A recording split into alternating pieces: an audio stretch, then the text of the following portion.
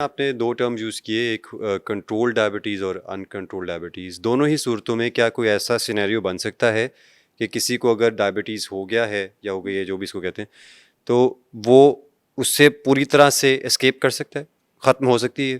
اچھا، ہم نا جب پڑھتے تھے ہم یہی پڑھتے تھے کہ ڈائبٹیز جو ہے وہ مینیجیبل ہے، اچھا یہ ٹریٹیبل نہیں ہے. ایک اچھا. دفعہ ہو جائے ڈائبٹیز ٹائپ 2 1 تو خیر جینیٹک ہے، اس کو تو آپ ٹریٹ کر ہی نہیں سکتے. اچھا. مطلب اس کو آپ ڈائٹ سے مینیج کر سکتے ہو، اس کو یہ نہیں ہو سکتا کہ اب آپ کی انسولن یا آپ کی جو ادویات ہیں وہ چھوٹ جائیں گی. ڈائبٹیز ٹائپ 2 کی اگر بات کریں، اب مینیجیبل ہی میں ورڈ اس لیے استعمال کروں گی کہ آپ کی ایک دفعہ ہم نے ادویات چھڑوا دی. ڈائٹ سے ہم ادویات چھڑوا سکتے ہیں، ڈائٹ سے ہم شوگر کو ریورس کر سکتے ہیں، بٹ اگر آپ تھوڑی سی بد احتیاطی کرتے ہیں یہ واپس آ سکتی ہے.